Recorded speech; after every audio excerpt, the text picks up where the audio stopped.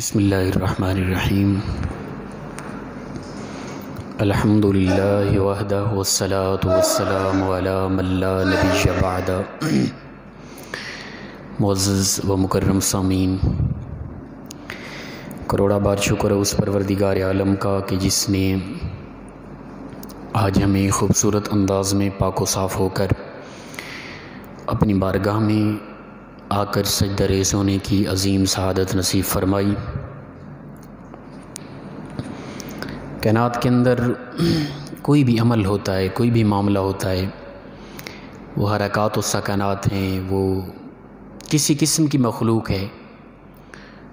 جو مخلوق جو بھی حرکت کر رہی ہے، جو بھی اس کے ساتھ حالات گزر رہی ہیں، اللہ کی طرف سے ہوتی ہے۔ کوئی بھی ایسا معاملہ نہیں ہے کہ جو اللہ کے نہ چاہنے سے ہو جائے، کبھی یہ ممکن ہی نہیں ہے۔ جو اللہ چاہتا ہے وہی ہوتا ہے۔ خوشیاں ملیں، غم ملیں، مصیبتیں آئیں، پریشانیاں ہوں، کچھ بھی ہو رہا ہے نا، وہ اللہ کے چاہنے سے ہو رہا ہے۔ پروردگار کے نہ چاہنے سے کائنات کے اندر کچھ بھی کبھی نہیں ہو سکتا۔ ایک بدو آیا نبی اکرم صلی اللہ تعالیٰ علیہ وآلہ وسلم کے پاس۔ انہوں نے آ کر کہا کہ یا رسول اللہ صلی اللہ علیہ وسلم، کیا کسی کے چاہنے سے کچھ ہو سکتا ہے؟ رسول اللہ صلی اللہ علیہ وسلم نے فرمایا نہیں، اللہ کے چاہنے سے ہی سب کچھ ہوتا ہے۔ پروردگار جو چاہے گا وہ ہوگا، پروردگار جو نہ چاہے گا وہ کبھی نہیں ہوگا۔ اب اس نے اس پہ اعتراض اٹھایا، اس نے کہا کہ یا رسول اللہ، میں چاہوں تو بیٹھ جاؤں؟ رسول اللہ صلی اللہ علیہ وسلم فرمایا نہیں، اللہ چاہے گا تو بیٹھ سکے گا۔ اس نے کہا میں چاہوں تو اٹھ کھڑا ہو جاؤں؟ اللہ کے نبی صلی اللہ علیہ وسلم نے فرمایا نہیں، اللہ چاہے گا تو اٹھ کھڑا ہوگا۔ اللہ کے نہ چاہنے سے نہ تو بیٹھ سکتا ہے نہ تو اٹھ سکتا ہے۔ سامنے کھجور کا درخت کھڑا تھا، اس نے کہا اے محمد صلی اللہ علیہ وسلم، میں اگر چاہوں تو یہ درخت کاٹ دوں؟ اللہ کے نبی صلی اللہ علیہ وسلم نے فرمایا نہیں، اللہ چاہے گا تو یہ درخت کٹے گا۔ اس نے کہا میں چاہوں نہ کاٹوں تو یہ سلامت ہے؟ فرمایا نہیں، اللہ نہیں چاہے گا تو یہ نہیں کٹے گا۔ تو تیرے کچھ بھی چاہنے سے نہ چاہنے سے نہ کچھ ہوگا، نہ تیرے کچھ بھی کرنے سے کچھ بھی نہیں ہوگا۔ پروردگار جو چاہے گا وہی ہوگا۔ اب میں اور آپ مسجد میں آئے، اللہ کے چاہنے سے آئے۔ میں اور آپ بیٹھے، اللہ کے چاہنے سے بیٹھے۔ ہم نہ اپنی مرضی سے آ سکتے ہیں، نہ بیٹھ سکتے ہیں، نہ کھڑ سکتے ہیں، نہ کھا سکتے ہیں، نہ پی سکتے ہیں، نہ چل پھر سکتے ہیں، نہ سو سکتے ہیں، نہ ہنس سکتے ہیں، نہ رو سکتے ہیں، کچھ بھی نہیں۔ ہماری زندگی کا ہر لمحہ، سانس سانس اللہ کے چاہنے سے ہے۔ قرآن پاک کے اندر اللہ تعالیٰ فرماتے ہیں نا، وَأَنَّهُ هُوَ أَضْحَكَ وَأَبْقَى وَأَنَّهُ هُوَ أَمَاتَ وَأَحْيَا۔ تمہارا مفہوم قرآن، تمہارا ہنسنا، تمہارا رونا اللہ کے چاہنے سے ہے۔ تم نہ اپنی مرضی سے ہنس سکتے ہو، نہ اپنی مرضی سے رو سکتے ہو۔ تم نہ اپنی مرضی سے زندہ رہ سکتے ہو، نہ اپنی مرضی سے مر سکتے ہو۔ انسان کائنات کے اندر کوئی بھی ایسی مخلوق، ایسی ذات نہیں جو وہ چاہے اور وہ ہو جائے، جو وہ نہ چاہے وہ نہ ہو، ایسا قطعاً نہیں ہے۔ اللہ کے چاہنے سے ہوگا، اللہ کے نہ چاہنے سے نہ ہوگا۔ وہ جو چاہے گا وہی ہوگا۔ اب بدو کے ساتھ رسول اللہ صلی اللہ علیہ وسلم کی یہ بحث ہو رہی تھی۔ رسول اللہ صلی اللہ علیہ وسلم فرمایا نہیں، اللہ چاہے گا تو بیٹھ سکے گا، اللہ چاہے گا تو کھڑ سکے گا، اللہ نہ چاہے گا نہ تو بیٹھ سکتا ہے نہ کھڑ سکتا ہے۔ اللہ چاہے گا یہ درخت کٹ جائے گا، اللہ نہ چاہے گا یہ درخت کبھی نہیں کٹ سکتا۔ یہ بات ہو رہی تھی کہ اچانک جبرائیل علیہ السلام پہنچے۔ یا رسول اللہ صلی اللہ علیہ وسلم، پروردگار آپ کی بات سن رہا تھا، اللہ تعالیٰ آپ کے دلائل پر خوش ہوا ہے، آپ نے کمال کی دلیلیں دی ہیں پروردگار کی توحید پر۔ رب تعالیٰ خوش ہوا ہے، اسے کہہ دے کہ اے میرے بندے، پروردگار کے چاہنے سے کائنات میں سب کچھ، تو ایک درخت کے کاٹنے اور نہ کاٹنے کے بارے بات کر رہا ہے۔ کائنات کے اندر جتنا بھی درخت ہیں ان کے اندر پتے ہیں، اور پتے وہ خشک ہو جاتے ہیں۔ آنے والی تیز ترین آندھیوں سے کس پتے نے کب ٹوٹنا ہے، اور اس پتے نے یعنی کس انداز میں گرنا ہے، کہاں پہ گرنا ہے، کتنی ٹکڑے ہونے ہیں، اور ان ٹکڑوں نے کہاں کہاں جانا ہے، اور ہواؤں نے کہاں کہاں تک لے کر جانا ہے، یہ اللہ کے چاہنے سے ہوتا ہے۔ یہ کبھی نہیں ہوگا کہ اللہ نہ چاہے خشک پتا ہے جنگل کے اندر ایک درخت پہ اور وہ بالکل ٹوٹنے کے قریب ہے، آندھیاں ہیں، طوفان ہیں، زلزلے ہیں، کچھ بھی ہوتا رہے، اللہ نہ چاہے گا وہ پتا نہیں ٹوٹے گا، اللہ کے چاہنے سے وہ پتا ٹوٹے گا۔ اب وہ پتا گرا تو کتنی مرتبہ کروٹیں اس نے بدل لی ہیں، اللہ نے چاہا 15 مرتبہ کروٹیں وہ گرتے ہوئے بدلے گا، تو ہوائیں فضائیں منہ زور ہوائیں فضائیں طاقت لگا لیں، 15 سے 16 مرتبہ کروٹ نہیں بدل سکتا وہ پتا، کیوں؟ اللہ نہیں چاہ رہا۔ اب اس پتے کے ذرات ہو گئے، 1 کروڑ ذرات ہوئے، اور وہ ہوائیں فضائیں چاہیں 1 کروڑ اور 1 ذرہ اضافی ہو جائے، قطعاً نہیں ہوگا، کیوں؟ اس لیے اللہ نہیں چاہتا۔ اللہ چاہے گا 1 کروڑ ذرات تو 1 کروڑ ذرات ہی ہوں گے، اور وہ ذرات کہاں کہاں تک جانے ہیں، کہاں کہاں تک گرنے ہیں، کس طرح ہونا ہے، یہ پروردگار کے چاہنے سے ہوگا۔ ہوائیں فضائیں، آنے والے طوفان، آنے والی مصیبتیں، کوئی بھی کچھ نہیں کر سکتا، اللہ کے چاہنے سے ہی سب کچھ ہوتا ہے۔ تو لہٰذا یہ جو مصیبتیں ہیں، آنے والی بلائیں ہیں، آنے والی پریشانیاں ہیں، غم ہیں، تکلیفیں ہیں، یہ اللہ کے چاہنے سے ہو رہا ہے، یاد رکھیں۔ اللہ نہ چاہے تو کچھ بھی نہ ہو، اللہ چاہے تو بہت کچھ ہو جائے، اور انسان اسے ٹکرا نہیں سکتا۔ اچھا، پروردگار ان اللہ لا یظلم الناس شیئا، ایک ذرہ برابر بھی کسی پر ظلم نہیں فرماتی وہ ذات، نہ وہ ظلم کرتی ہے، نہ ظلم کرنے والے کو وہ پسند کرتی ہے وہ ذات۔ ظالم کے ساتھ اللہ کی ذات محبت نہیں کرتی، وہ تو چھوٹے چھوٹے معاملات، کسی جانور کو بھی، بے قصور جانور تھا، اسے بھی کسی نے لاٹھی ایسا مار دینا، قیامت کے دن اس جانور کو زندہ کیا جائے گا، اور اس جانور کو حکم دیا جائے گا کہ اس بندے نے جس طرح تم پر ظلم کیا تھا تو اسی طرح سے بدلہ لے لے۔ وہ خدا تو اس قدر عادل ہے، وہ تو بغیر قصور کے ایک جانور پر چھوٹی سی لگی ہوئی لاٹھی کا بھی بدلہ قیامت کے دن لے کر دے گا۔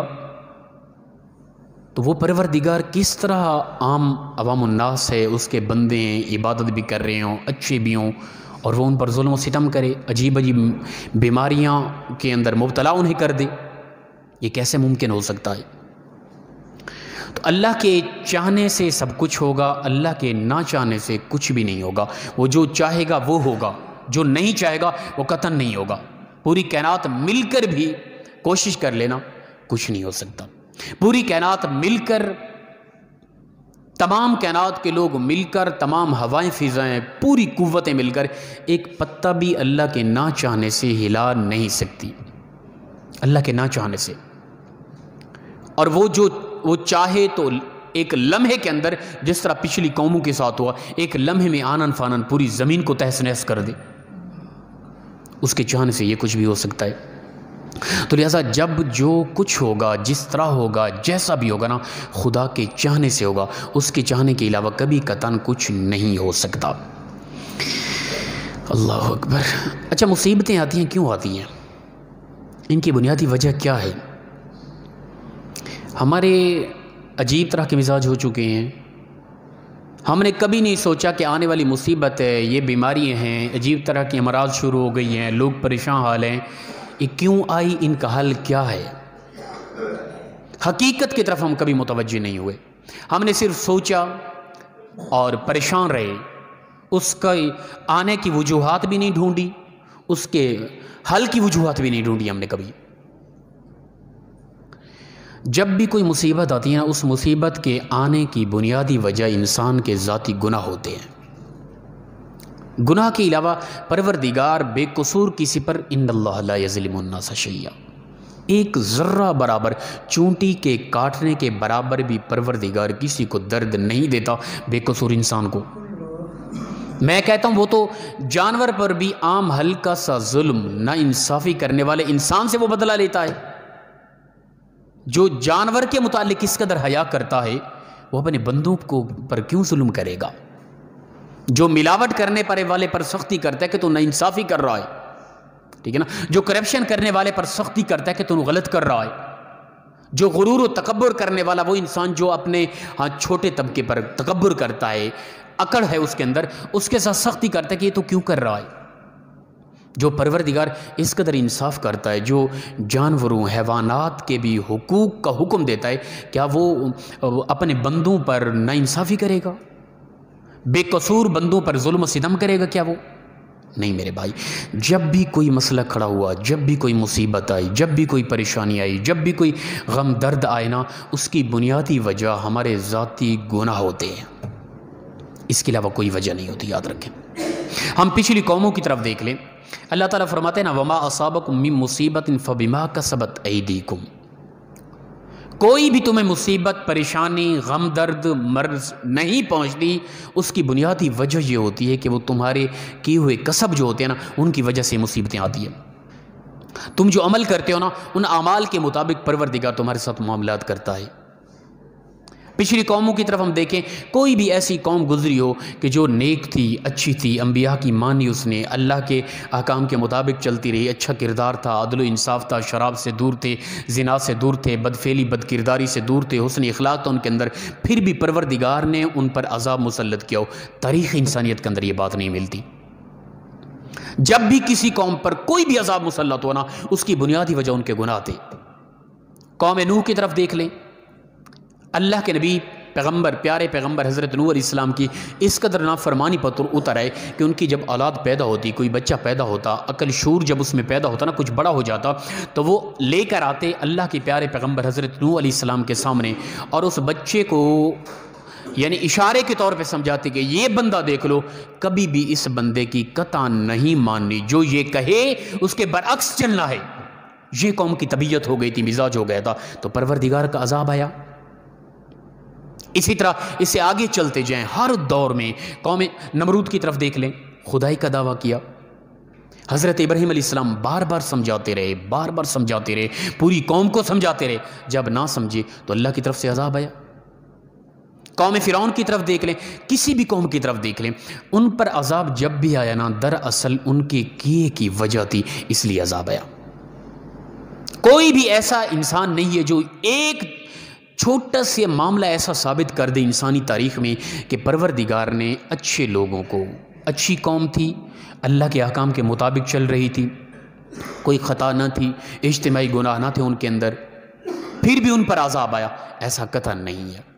جب بھی عذاب آیا وہ ان کے ذاتی کردار اور گناہ کی وجہ سے عذاب آیا۔ اللہ اکبر۔ اللہ تعالیٰ فرماتے ہیں نا کہ ظہر الفساد فی البر والبحر بما کسبت ایدی الناس، خشکی اور تری میں جہاں کہیں بھی جب بھی کوئی فساد ہوتا ہے، فتنہ ہوتا ہے، مصیبتیں آتی ہیں، زلزلے آتے ہیں، طوفان آتے ہیں، اللہ کی طرف سے پتھروں کی بارش برستی ہے، اللہ کی طرف سے آگ کی بارش برستی ہے، اللہ کی طرف سے عجیب طرح کی مرضیں مبتلا ہوتی ہیں لوگوں کے اندر، ان کی بنیادی وجہ کیا ہوتی ہے؟ اللہ فرماتے ہیں وہ تمہارے کیے کی وجہ ہوتی ہے، تم گناہ کرتے ہو، گناہ کی وجہ سے پروردگار زمین پر عذاب مسلط کرتا ہے۔ تو جب بھی عذاب آئے وہ انسان کے ذاتی کیے کی وجہ ہوتی ہے۔ ہم نے اس طرف کبھی توجہ نہیں کی۔ ہر بندہ پریشان حال ہے، کرونا وائرس سے لڑنا ہے ہم نے جی، یہ نعرے لگائے جا رہے ہیں، لڑ کے دیکھیں۔ اچھا بعض اوقات یہ بھی سختی کی جاتی ہے کہ لڑنے سے مراد یہ نہیں ہے، ہمارے اگر حکمران جو کوئی سیاسی لوگ یہ بات کرتے ہیں تو اس سے مراد یہ بھی ممکن ہے کہ احتیاطی تدابیر جو شریعت بھی کہتی ہے، جو انسانی عقل بھی کہتا ہے، اس سے مراد احتیاطی تدابیر ہے۔ اگر اس سے مراد یہ نہیں ہے کہ ویسے ہی ہم اس مصیبت سے لڑیں گے تو لڑ کے دیکھیں، پتہ چل جائے گا۔ پروردگار زمین پر زلزلے طاری کر دے، لڑیں گے اس سے؟ روک سکیں گے اسے؟ نہیں۔ وہ پتھروں کی بارش نازل کر دے، کیا کریں گے؟ وہ آگ کی بارش برسا دے، کیا کریں گے؟ تو لہٰذا پروردگار کے آنے والے عذاب سے لڑنا نہیں ہے، وہ عذاب کیوں آیا، اس کی وجہ کیا ہے، اس کی وجہ ڈھونڈنی ہے۔ یقیناً اس کی وجہ ہم لوگ ہیں، ہمارے غلیظ قسم کے کردار ہیں، ہمارے غلیظ قسم کے اعمال ہیں، ہماری نماز سے دوری ہے، بد اخلاقی ہے، شراب نوشی ہے، بد اخلاقی ہے، ماں باپ کی نافرمانی۔ ہم اپنے کردار کو دیکھیں، اسلام کے کس حکم پر ہم نے باقاعدگی کے ساتھ عمل کیا ہے۔ ہماری نمازیں ان کے اندر بھی ریاکاری ہے، ہماری دعائیں ہیں ان کے اندر بھی ریاکاری ہے، ہمارا توبہ استغفار ہے اس کے اندر بھی ریاکاری۔ کون سا ایسا عمل ہے جس کے اندر خلوص ہے، جس کے اندر چاہت ہے، جس کے اندر محبت؟ کچھ بھی نہیں ہے، محض ریاکاری۔ جو بھی ہم اعمال اچھے کر رہے ہیں نا ظاہراً، در حقیقت اس کے اندر ریاکاری ہے۔ اور اس کے علاوہ جتنا بھی اعمال ہیں ہمارے، وہ عین شریعت کے بالکل مخالف ہیں۔ اللہ اور اس کے رسول کی نافرمانی کر دی ہم، ایسے غرق ہوئے گناہوں کے اندر، اب پریشان حال ہیں بھئی لڑنا ہے ہم نے کرونا وائرس سے، لڑنا ہے کیا لڑنا ہے؟ خاک لڑنا ہے ہم نے، اللہ کی طرف سے آنے والا عذاب ہے، کیا لڑنا ہے ہم نے اس سے؟ بھئی ہم نے توبہ کرنی ہے، ہمیں استغفار کرنا ہے۔ تو لہٰذا گناہوں کی وجہ سے مصیبتیں آتی ہیں۔ اللہ تعالیٰ فرماتے ہیں کہ فَقُلْنَا أَخَذْنَا بِذَنبِهِ، فرمایا کہ جب بھی اس نے کسی کو پکڑا نا، اس طرح کے الفاظ ہیں، جب بھی اس نے کسی کو پکڑا ان کے گناہوں کی وجہ سے گرفت ہوئی قوم کی، کسی قوم کی بھی گرفت ہوئی نا ان کے گناہوں کی وجہ سے ہوئی۔ گناہ نہ کرتا ہو انسان اور پروردگار اسے پکڑے، یہ پھر ظلم کے زمرے میں آتا ہے، یہ ناانصافی کے زمرے میں آتا ہے۔ اور پروردگار ان اللہ لا یظلم الناس شیئا، وہ ایک ذرہ برابر بھی کبھی بھی کسی پر ظلم نہیں کرتا، تو وہ ظلم نہیں کرتا۔ یہ ہم اپنی ذات پر خود ظلم کر رہے ہیں۔ آج ہمارے جو حالات ہم پر گزر رہے ہیں، پریشان حال ہے، پوری قوم، پوری انسانیت پریشان حال ہے، جس کا حل نہیں نکل رہا، یہ اللہ کا عذاب ہے۔ اور عذاب آنے کی بنیادی وجہ ہمارا ذاتی کردار ہے، ہم نے اس کی طرف کبھی توجہ نہیں کی ہے۔ کیا برے لوگ اچھے ہو گئے ہیں؟ جو ملاوٹ کرتے تھے انہوں نے ملاوٹ کرنا چھوڑ دی ہے کیا؟ کرپشن کرنے والے لوگ باز آ گئے ہیں کیا؟ نہیں۔ میں تو کہتا ہوں پہلے کی بنسبت بھی ہمارا کردار برا ہو گیا ہے۔ جسے جس قدر موقع مل رہا ہے نا ظلم و ستم پر، وہ اب پہلے سے بھی زیادہ ظلم و ستم کر رہے ہیں ہر لحاظ سے۔ ڈاکٹروں کی طرف دیکھیں، اپنا سوشل میڈیا، الیکٹرانک میڈیا کے ذریعے بھی کوئی تھوڑا سا بیمار ہوا، کوشش کی کرونا وائرس کا بہتان لگا کے اسے کوشش کی ختم کر دیا۔ اور کئی کیسز آ رہے ہیں اس طرح کے۔ یہ ظلم نہیں تو اور کیا ہے؟ خدا کا خوف ختم ہو گیا ہے، اللہ کا ڈر ختم ہو گیا ہے۔ تڑپتے ہوئے لاشیں دیکھ رہے ہیں، مرتے ہوئے لوگوں کو دیکھ رہے ہیں، اپنے ہاتھوں سے دفن کر رہے ہیں، احساس پھر بھی پیدا نہیں ہوا۔ دل پتھروں سے زیادہ سخت ہو گئے، اپنے گناہوں کی طرف کبھی بھی مڑ کے ہم نے نہیں دیکھا کہ یہ آنے والی مصیبتیں ہمارے گناہوں کی وجہ تھی، ہمارے گناہوں کے سبب یہ سب کچھ ہو رہا ہے۔ کبھی ہم گناہوں سے باز آ بھی جائیں یار، بالکل انسانیت کا ذرہ بھی باقی نہیں رہا۔ جس طرح ہے نا حدیث پاک کے اندر کہ جب انسان گناہ کرتا ہے نا، میں اکثر سوچتا رہتا ہوں یار کہ ایک دولت کی وجہ سے، ایک پیسے کی وجہ سے انسانیت کے ساتھ اتنا بڑا ظلم۔ پھر میری نظر اس حدیث پاک پر گزرتی ہے کہ رسول اللہ صلی اللہ علیہ وسلم فرمایا جب انسان گناہ کرتا ہے نا اس کا دل سیاہ ہوتا جاتا ہے، اور گناہ کرتا رہے تو وہ دل سیاہ بڑھتے بڑھتے مکمل دل سیاہ ہو جاتا ہے، پھر وہ پتھر سے بھی زیادہ سخت ہو جاتا ہے۔ پھر وہ انسان کو گناہ محسوس نہیں ہوتا، وہ نیکی بالکل نہ کرے ایزی رہتا ہے، گناہ جتنا بھی کرے کوئی پریشانی اسے نہیں ہوتی۔ پھر اس کے اندر احساس انسانیت مر جاتا ہے، حقیقت انسانیت مردہ ہو جاتی ہے، وہ ایک درندہ ہو جاتا ہے، وہ ایک حیوان اور جانور بن جاتا ہے، اسے کوئی احساس نہیں ہوتا۔ پھر وہ چاہے کہ ڈاکٹر کی صورت میں ہے جسے ایک مسیحا سمجھا جا رہا ہے، اور وہ زندہ لوگوں کو، صحت مند لوگوں کو چھوٹی چھوٹی مرض کی وجہ سے ان کو موت کے گھاٹ میں اتار رہا ہے، چاہے وہ ایک بڑا افیسر ہو کے غریب طبقے پر ظلم و ستم کرتے ہوئے، کرپشن کرتے ہوئے وہ کچھ بھی کر رہا ہے، لوٹ مار کر رہا ہے، ملاوٹ کر رہا ہے، کچھ اس کو احساس نہیں ہے۔ کیوں؟ اس لیے اس کا دل اس قدر سیاہ ہوا، انسانیت ختم ہو گئی۔ ایک ڈھانچہ تو انسان کا نظر آ رہا ہے، دراصل اس کے اندر حیوانیت بچ گئی ہے، باقی وہ ایک درندہ ہے، وہ خون خار بھیڑیا ہے، اسے کوئی احساس نہیں ہے۔ یاد رکھے، چاہے اس کے سامنے تڑپتے ہوئے لاشیں ہیں، اس کے سامنے کرونا سے بڑی کوئی مرض سامنے آ جائے، کچھ بھی ہو، اسے کوئی احساس نہیں ہے۔ اسے اپنی موت بھی بھول گئی، قبر بھی بھول گئی، آخرت بھی بھول گئی، گناہ کبھی اسے یاد نہیں آتے، گناہ کو گناہ سمجھتا نہیں ہے وہ۔ تو یہ بنیادی وجہ ہے ہمارے ہاں معاشرے کے اندر آج ہم پتھروں سے زیادہ سخت ہمارے دل ہو گئے، اور ہم نے انسان کو انسان نہ سمجھا، ہم نے محض دنیا کو فوقیت دی، مال و متال کماؤ جس انداز سے بھی۔ تو لہٰذا بنیادی سبب اپنا مصیبتوں کے، عذاب کے آنے کے بنیادی اسباب جو ہے نا وہ ہمارا کردار اور ہمارے گناہ ہیں، جن کی طرف ہم کبھی توجہ نہیں کر رہے۔ اچھا، گناہ کس وجہ سے ہوتا ہے؟ اکثر ہوتا ہے ہم کوشش بھی کرتے ہیں گناہ سے پھر بھی نہیں بچ سکتے۔ گناہ ہوتا ہے ایمان کی کمزوری کی وجہ سے۔ جس کا ایمان جس قدر کمزور ہوگا نا اس قدر اس سے زیادہ گناہ ہوں گے۔ جس قدر کسی کا ایمان پختہ ہوگا، پکا ہوگا، اس قدر وہ گناہ سے بچے گا۔ ایک آدمی 5 وقت کا نمازی ہے، تہجد پڑھتا ہے، اچھا مزاج ہے، اچھی طبیعت ہے، حسن اخلاق ہے، دعا مانگتا رہتا ہے، توبہ استغفار کرتا رہتا ہے، کیا وہ شراب خانے میں بائی چانس کوئی موقع بنے وہ چلا جائے، شراب پلا سکے گا کوئی اسے؟ نہیں، کوشش کے باوجود بھی اسے کوئی شراب نہیں پلا سکتا، اس لیے کہ اس کا ایمان پختہ ہے۔ اور ایک ہمیشہ کا شرابی آدمی ہے، ٹھیک ہے نا، اکثر شراب پینے والا ہے، ایمان اس کا کمزور ہے۔ کبھی کوئی بائی چانس موقع بن جائے، مسجد میں ہیں، مسجد میں بیٹھے ہوئے کوئی اس طرح کا موقع بن گیا، شراب آئے گی، کیا مسجد میں شراب چھوڑ دے گا؟ نہیں، پیے گا وہ۔ ایک آدمی ہے، وہ بھی انسان ہے، وہ شراب خانے میں بیٹھ کر شرابی لوگوں میں، غلیظ مجلس میں، گندی جگہ پہ بیٹھ کے شراب نہیں پی رہا، اس لیے ایمان پختہ ہے۔ ایک شرابی آدمی ایمان کمزور مسجد میں، اللہ کے گھر میں، اچھے لوگوں میں بیٹھ کے شراب پی رہا ہے۔ تو جب ایمان کمزور ہوگا نا، انسان گناہ پہ دلیر ہوگا، وہ زیادہ سے زیادہ گناہ کرتا جائے گا، ٹھیک ہے نا۔ تو گناہ کرنے کی بنیادی وجہ، بنیادی سبب یاد رکھیں ایمان کی کمزوری ہوتی ہے۔ اب ہم نے یہ دیکھنا ہے کہ ہم کس قدر گناہ کرتے ہیں اور ہمارا ایمان کتنا کمزور ہے اور کتنا طاقتور ہے۔